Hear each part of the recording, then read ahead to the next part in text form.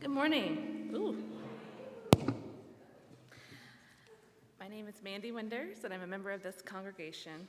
I want to welcome you this morning on behalf of Reverend Dave Dunn, our Director of Religious Exploration, Lexi Tangney Brown, our Music Director, Alex Peach, and our talented Chalice Choir, our women's ensemble this morning, and my fellow worship associates, and our dedicated technical team that makes today's live stream possible. We want to welcome you to the Unitarian Universalist Metro Atlanta North congregation, which we lovingly call UUMAN. No matter who you are, who you love, or where you are on your spiritual journey, all are welcome here. Do we have anyone visiting us for the first time this morning that feels comfortable standing and introducing yourself?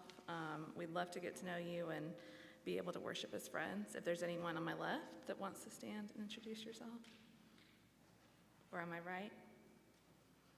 All right, nobody this morning. All right. We all know each other this morning. We have a few adult enrichment offerings this morning, so the class locations are in your printed order of service. We have Sunday service reflections, we have spiritual cinema, music share, and human gardening is going on. So that's exciting. And then for youth religious exploration, right now we have playgroup going on, and at 11:15 we have our regular RE curriculum in Discovery Hall. Please note that we'll also have a quick fire drill at the beginning of our RE class this morning. And now Lexi is going to come up and give a special announcement.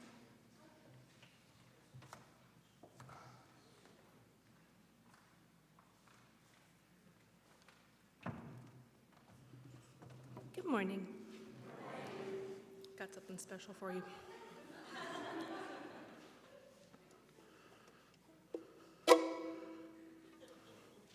Yeah, I have no idea how to play the ukulele. But I am willing to bet I have your attention.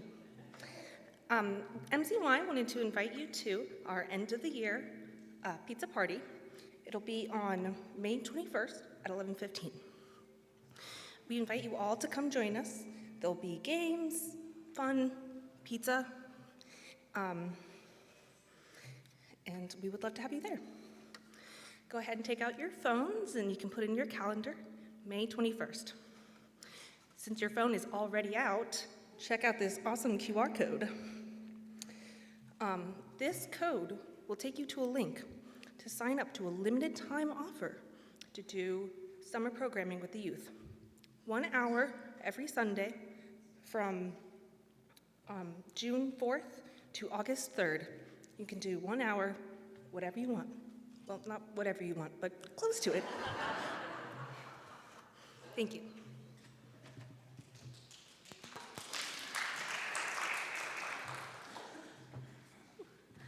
And now Donna Melcher would like to make an announcement.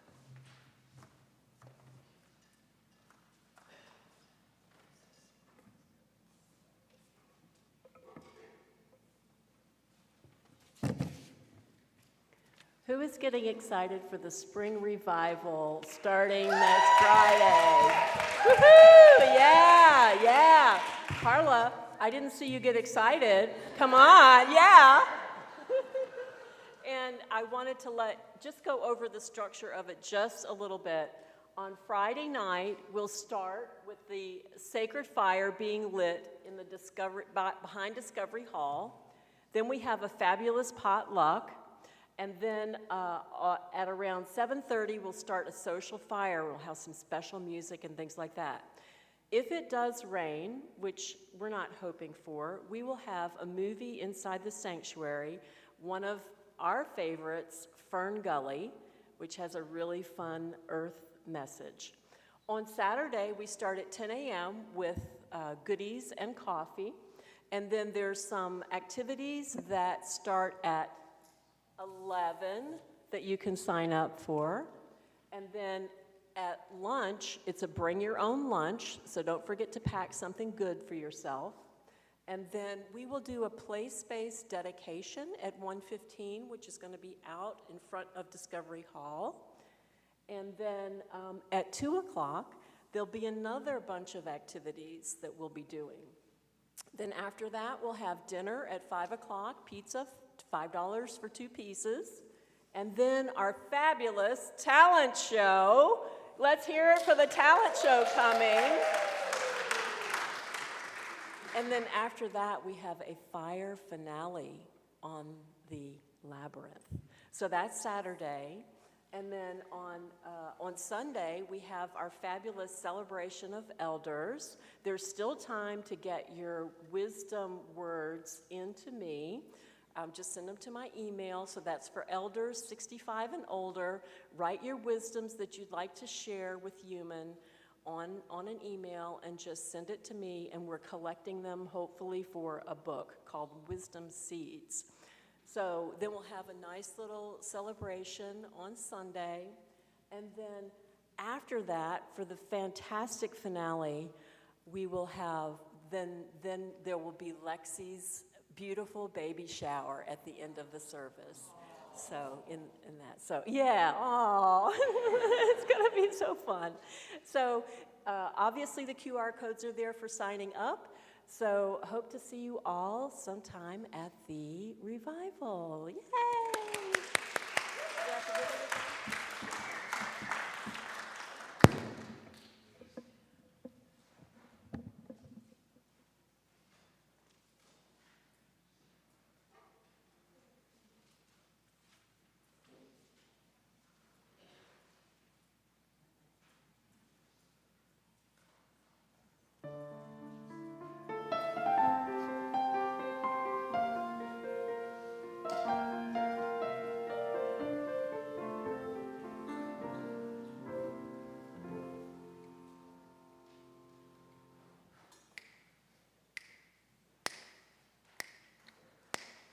Unitarian you, Universalist you, ain't it great to be you? You, boom, boom, boom. Unitarian you, Universalist you, ain't it great to be you? You, boom, boom, boom. Unitarian you, Universalist you, ain't it great to be you? You, boom, boom, boom. Unitarian you, Universalist you, ain't it great to be you? You, boom, boom, boom, Unitarian you, Universalist you, ain't it great to be you? You, boom, boom, boom. Fortunately, I did not write that song. That is by the great music director of Kent, Ohio, Hal Walker. He has all kinds of stuff that he does. But I liked that little piece, and then I wanted to add, I wanted to add this other piece that he didn't write. I didn't write either.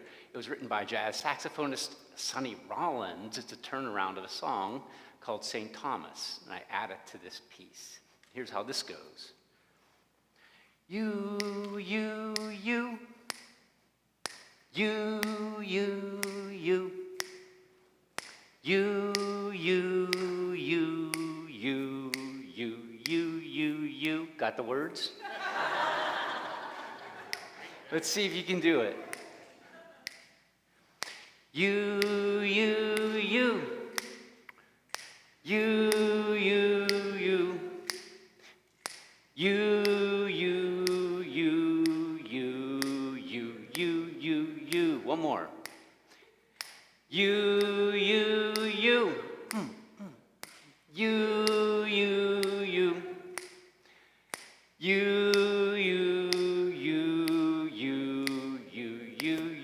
You, Good. Very good. Now we're going to combine them. We're going to try it. We've done this before, and it was horrible then. It'll probably be horrible. It's allowed to be horrible now. So this side will do, I'll start this side off with the Unitarian you, Universalist you, and you're great to be you. And then I'll bring you guys in. You do that. You were good at that second half part. I'm so grateful the choir is here today. Well, you have the easier part, I think. So, I know there's fewer of you. Okay. Unitarian you, Universalist you, ain't it great to be you? Boom, boom, boom, boom. Unitarian you, Universalist you, ain't it great to be you? Boom, boom, boom, boom. Unitarian you, Universalist you, ain't it great to be you? Boom, boom, boom. You, you, you. You, you, you. You, you, you, you, you, you, you, you. You, you, you. You, you, you. You, you, you, you. Woo! That was good.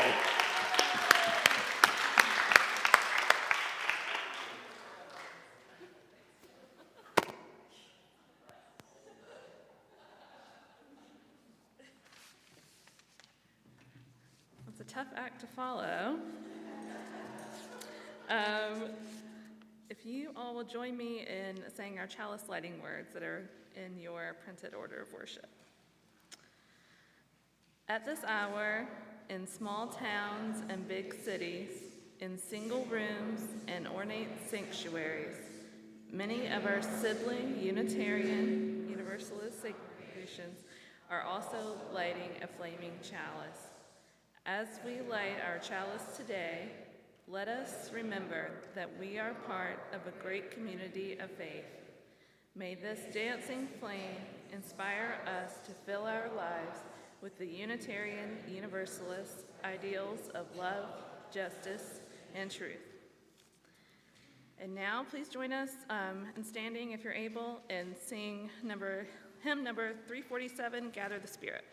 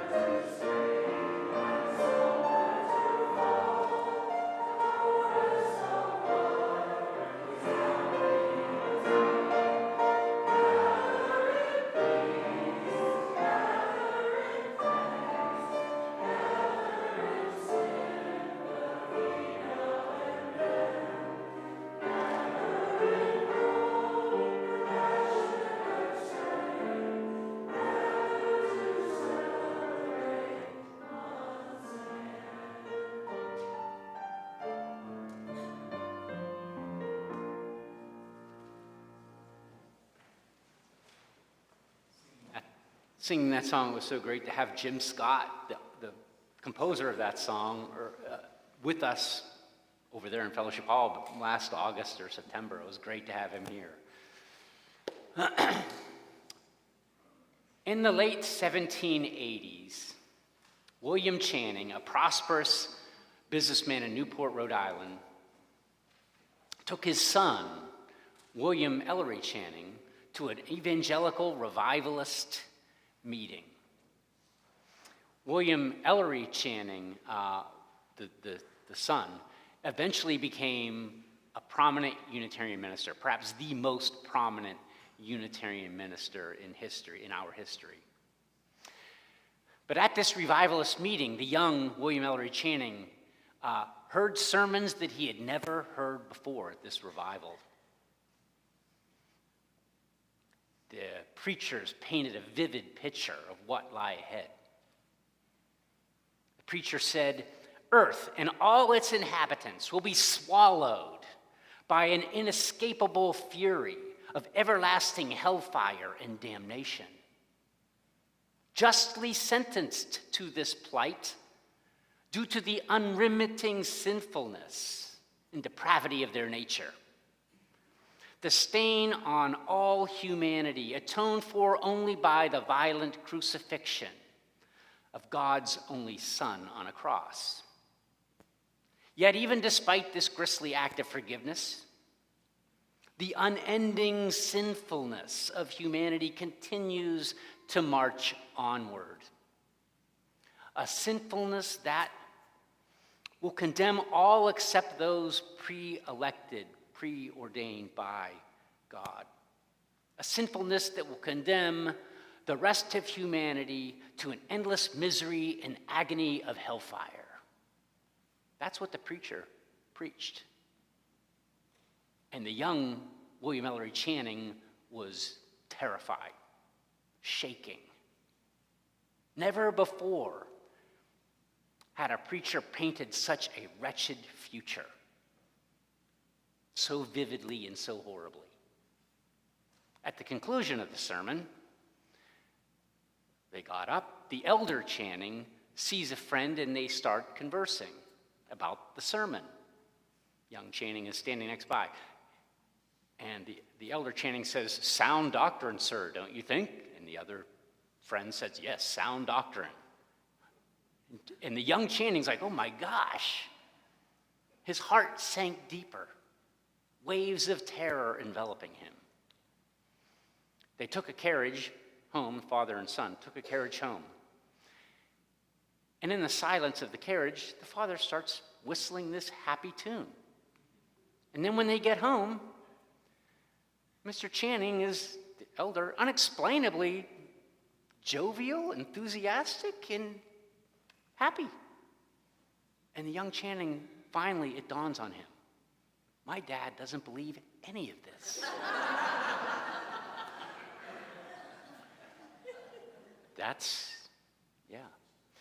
So that's the Unitarian side. Here's the Universalist story. Once upon a time, there was a father who loved his son. He'd look at his son and he'd say, in a way, he's from me. He came from me. In a way, he is my creation. And the father watches over his son, and his love grew more deeply for his son. And the son grew up, and as he grew a fondness for going to a tavern late at night every night. He'd go to the tavern and stumble and stagger home drunk every night. And his father became obviously concerned with this behavior. What is he going to do? So he stops by and consults the local Universalist minister. The minister listens to him. Yes, okay, I think I know what we can do. So he asks the father, do you think when your son is stumbling home, at 3 a.m, kind of drunk, do you think we can apprehend him at that time? And the father said, of course, he's drunk. Anyone could just go up and grab him. And the minister says, great. Tonight, we'll lay in wait on the roadside. And when your son comes down, we'll grab him and we'll throw him into a fire. And the father says, why would you do that? I love my son. Why would I throw him into a fire? And the Universalist minister says, precisely. Precisely. Why would a God who loves us condemn us to an everlasting hellfire? Why? Your son needs help, but the way forward is through love, not condemnation. Love, not condemnation. And that is universalism.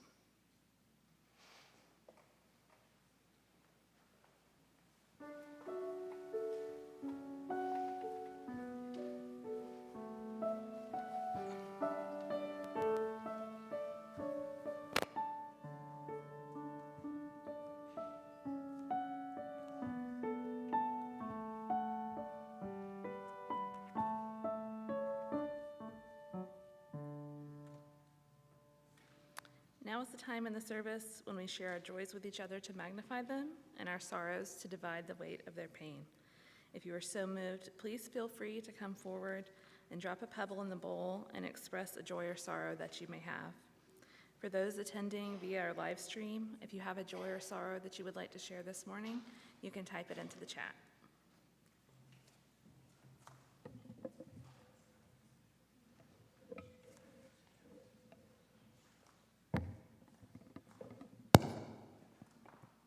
I'm sad because last week, after I got back from my scout camping trip, I was whittling with my pocket knife, and then I accidentally slipped and I had to get 5 stitches, but I'm also happy that since after church I'm going to go out to eat lunch, and then after that I'm going to a birthday party, and then after that I'm going to a soccer game, and then after that I'm going to and then I'm going fishing, and then after that I have to do boring milestone testing at my school.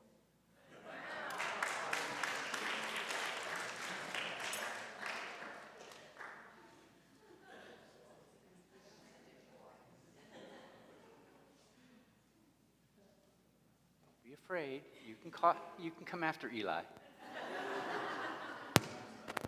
I wish I had Eli's life. That sounds like a lot of fun. I just have a pebble of joy and thanks for Alex for wrangling us up like a bunch of stray cats and screeching owls, and just for the beauty and joy that he brings to our services.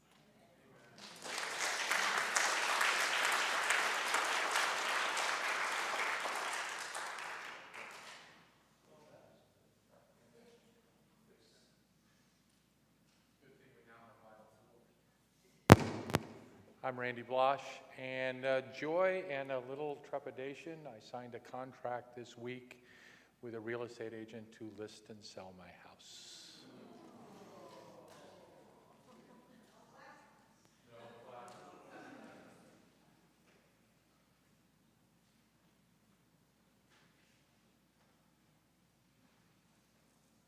I'm Duana. I have a pebble of hope and joy.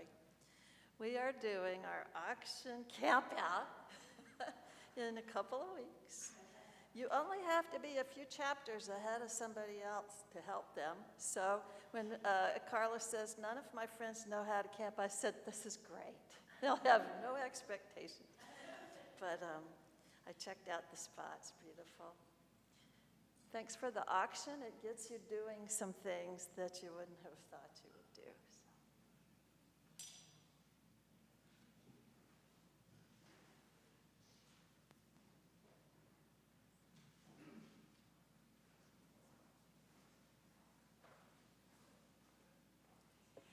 I'm Shelley, and I spent last week with my son and his daughter up in Connecticut.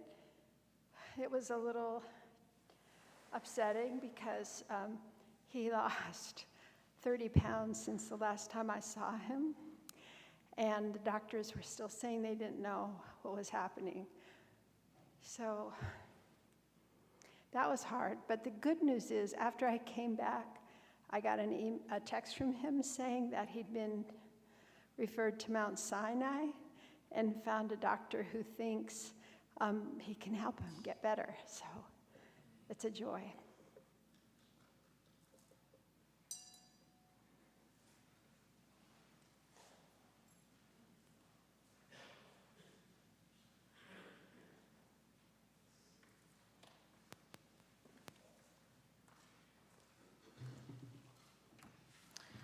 I'll drop one final pebble for all the joys and sorrows that are still too tender to share today, and may we keep one another in our thoughts in the coming week.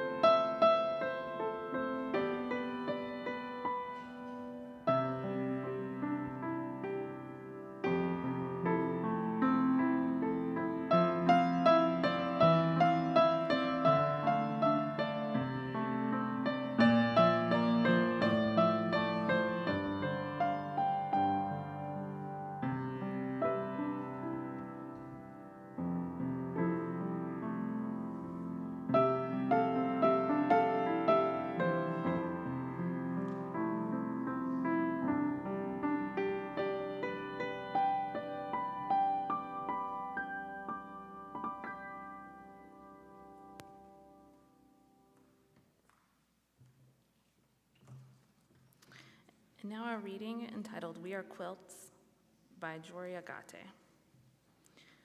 We are quilts, taking bits of all that is out there, a little of this shirt, that dress, or this theology and that ritual, cutting it up, taking from it uniquely in sync with the core of our being, and we call those scraps our own. But you can't leave your quilt in pieces. No, you have to sew it all back together and make them a coherent whole. It would be easier to use a blanket, and that may take care of many people's needs, but we ask more of those who enter our churches. We ask them to be quilters, each and every one of them.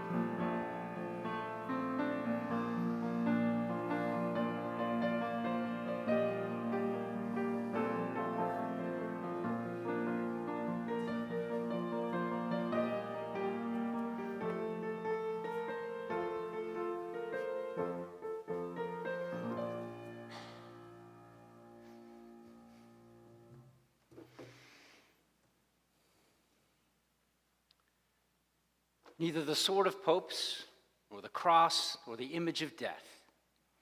Nothing will halt the march of truth.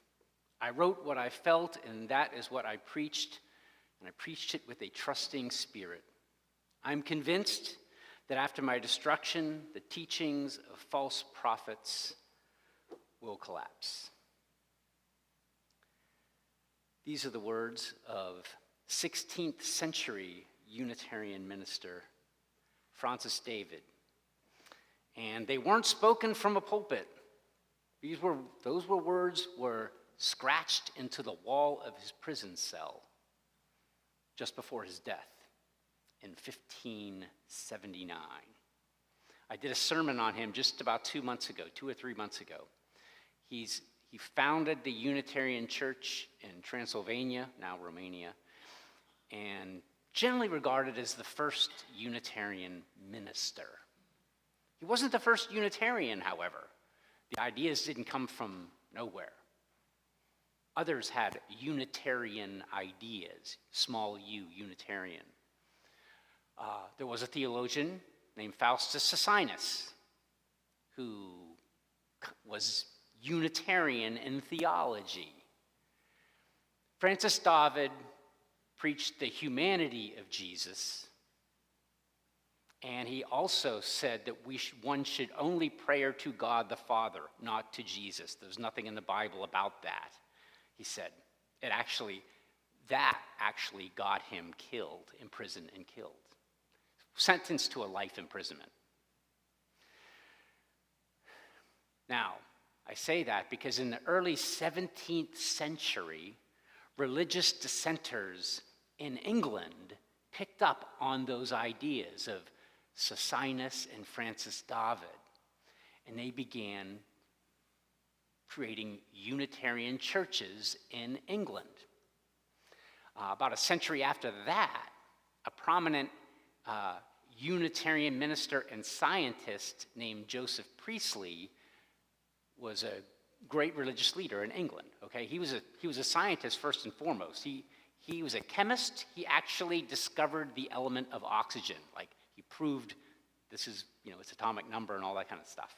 So Joseph Priestley was friends with Benjamin Franklin, actually, very good friends. But he was also a minister, Unitarian minister. But in England, he was regarded as a heretic. Eventually, they burnt his house down, his church, and other Unitarian churches down. Benjamin Franklin convinced Joseph Priestley to come to Philadelphia, which he did. In Philadelphia, they founded the first Unitarian Society of Philadelphia. And this is like the late 1700s, 1794, or something like that. It's the first church in North America to call itself Unitarian by name. Okay? That's 1794. Okay, now we're going to go back. Not long after the death of Francis David in 1579, Puritans, who were disaffected members of the Church of England, decided to come to the New World and form the Massachusetts Bay Colony. They were going to do church right. The Church of England didn't have it right. They weren't practicing right. They were going to do it right in America. So the Puritans reorganized churches here, made them radically democratic, and they were called congregational churches. Theologically, these congregational churches were Calvinists. They believed in the Trinity. They believed in the depravity of human nature. They believed in the impotency of humanity, predestination of the elect, that we were inherently sinful.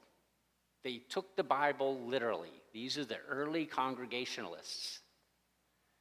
But by the late 1700s, there were some liberal Congregationalists who saw some things differently, and some divisions in Congregationalism started to develop. And in the early 1800s, there was a wave of evangelical, conservative Congregationalism, which kind of magnified these divisions between the liberals and the conservatives. In 1805, the Reverend Henry Ware, a liberal side, he was elected to the Hollis Chair of Divinity at Harvard Divinity School. This is the straw that broke the camel's back to divide Congregationalism.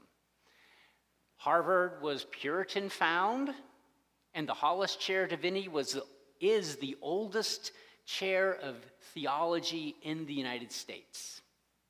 And electing a liberal to that position was too much for the conservatives to bear. The highly influential conservative Congregationalist Pastor Jedediah Moore said, "Mr. Ware is not a Calvinist," regarding his sentiments on important points such as the depravity of human nature, the impotency of man, and the future state of the wicked. Conservative critics within Congregationalism started to pejoratively call the liberals Unitarians. It was meant as a slur. Okay? You folks, you're like those heretic Unitarians like Joseph Priestley and Francis David and other folks in England. Okay? The Christian missionary and literary editor, conservative, Jeremiah Everett said, Persons have heard from Unitarian pulpits both sermons and prayers which are totally at variance to the gospel, and many well-meaning people have been led astray and into the dark. Now, the leader of the liberal wing of the Congregationalists was a brilliant man named Joseph Stevens Buckminster. He was an expert at biblical criticism, a great speaker. He was the head of the Brattle Street Church in Boston. He was 25, brilliant. Unfortunately, he died tragically at age 28. So into this vacuum created by Buckminster's death, in stepped Reverend William Ellery Channing to be the leader of the liberal wing of the Congregationalists. He was the minister of the Federal Street Church in downtown Boston.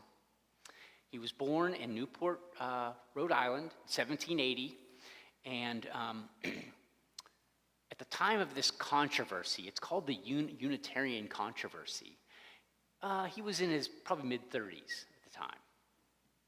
He was the son of a wealthy businessman. His maternal grandfather was William Ellery, a signer of the Declaration of Independence. His paternal grandfather owned slaves. His own parents owned slaves up until the time of the Revolution. Channing had a deep relationship with nature, with the natural world. For him, it was basically the sea, living in Newport, Rhode Island. And actually, Ralph Waldo Emerson got many of his transcendentalist ideas from William Ellery Channing. It's really astounding to read some of the things that Emerson wrote, and I enjoy those. And then I read some earlier sermons from Channing. It's like, wow, this is like, it could have been Emerson. Emerson was no doubt reading and highly influenced by William Ellery Channing. Anyway, the liberal Congregationalists, they didn't really care so much about the details of theology. One stream of theology is called Christology. Like, what is the nature of Jesus? Is he God? Is he man? Is he part of both? What is the nature of the Trinity? Okay? Books have been written about these things, which is a good indication that nobody knows what they're talking about. Okay? The liberal Congregationalists didn't really care about that kind of nuance, those kind of debates. They were more interested in the spiritual nature of humanity, the moral likeness of God and humankind, and the correlation between revelation and reason. Both conservatives and liberals believed in the Father, the Son, and the Holy Spirit. They just saw those things differently.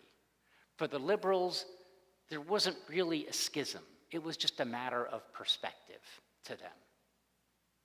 But the conservative critics persisted.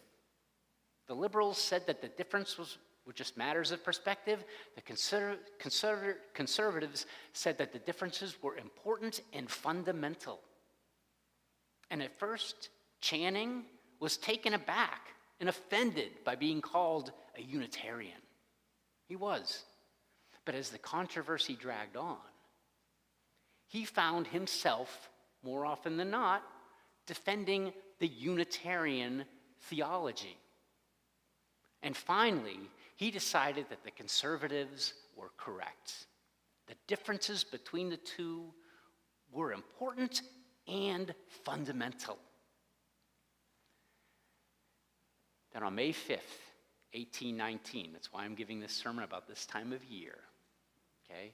On May 5th, 1819, 204 years ago, at the ordination of Reverend Jared Sparks at the First Independent Church in Baltimore, a church which still stands, the pulpit is still there, same room, William Ellery Channing gave a sermon entitled Unitarian Christianity. And he spoke on behalf of all of the liberal Congregationalists. He figuratively planted a stake in the ground and said, yes, We are the Unitarians, and this is what we believe.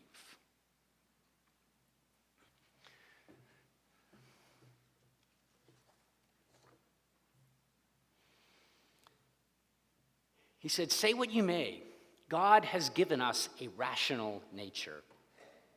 We find that the different portions in the Bible refer perpetually to the times when they were written, to states of society, to modes of thinking, to controversies in the church, to feelings and usages which have passed away.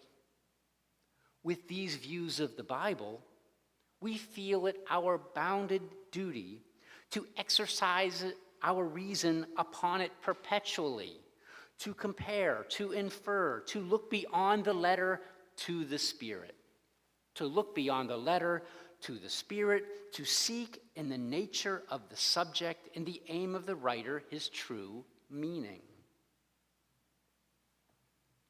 The Unitarians, he said, cannot believe in a tyrannical God. We cannot bow before a being, however great and powerful, who governs tyrannically. We respect nothing but excellence, whether on earth or in heaven. We venerate not the loftiness of God's throne, but the equity and goodness in which it is established. William Ellery Channing.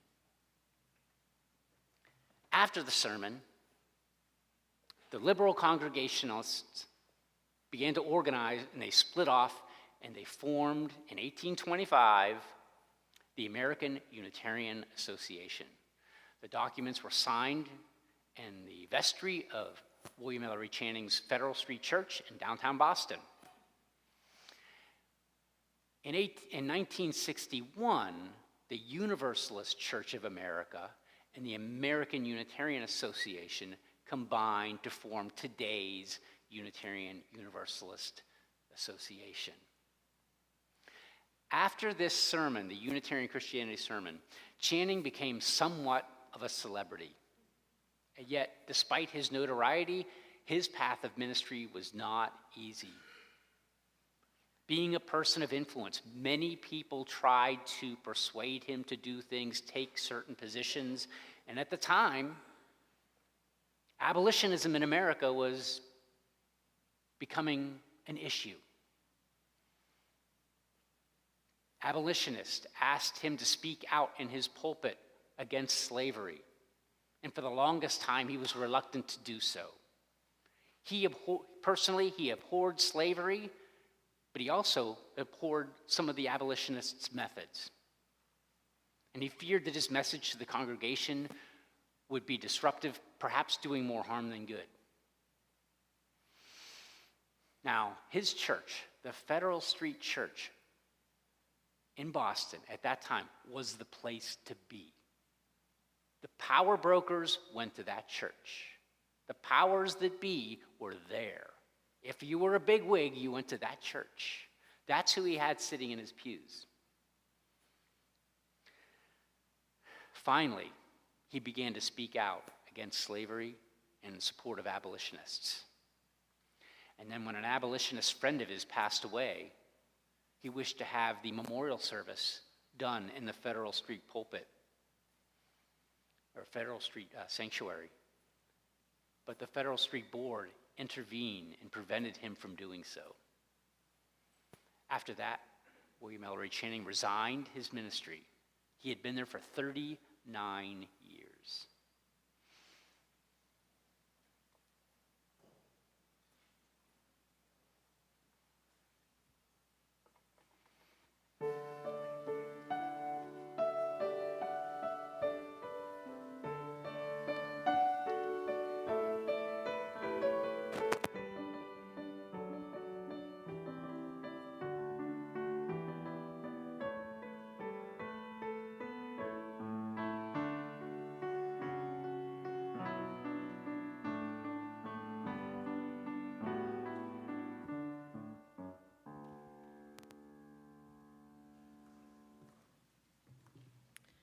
In an effort to fulfill and further the vision and mission of this congregation, we ask that our members and friends share of their time, talent, and treasure. With this, we will now take the offering. You may also give using the Givelify app.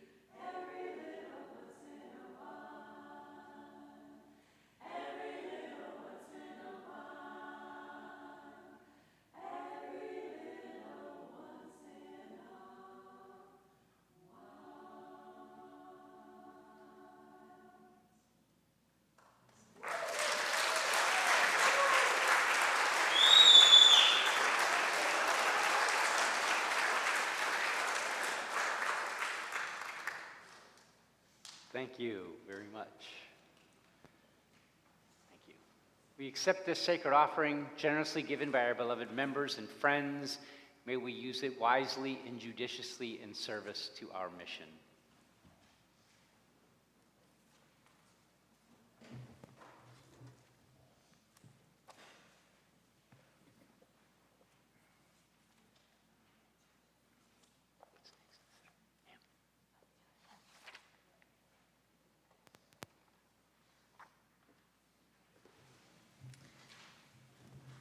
And now please stand if you're able and join us in singing hymn number 323.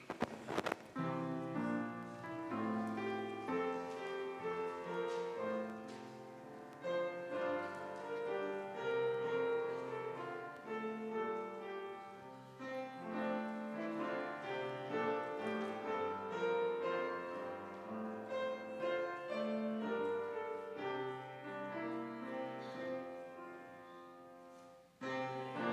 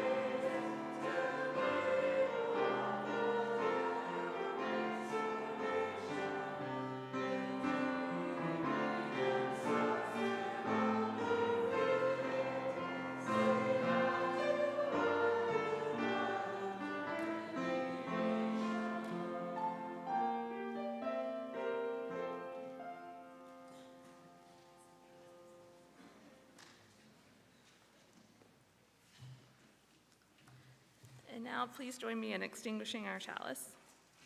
We extinguish this flame, but not the light of truth, the warmth of community, or the fire of commitment. These we carry in our hearts until we are together again. William Ellery Channing writes, "True religion blends itself with common life. May your life preach more loudly than your lips. Go in peace and enjoy your week."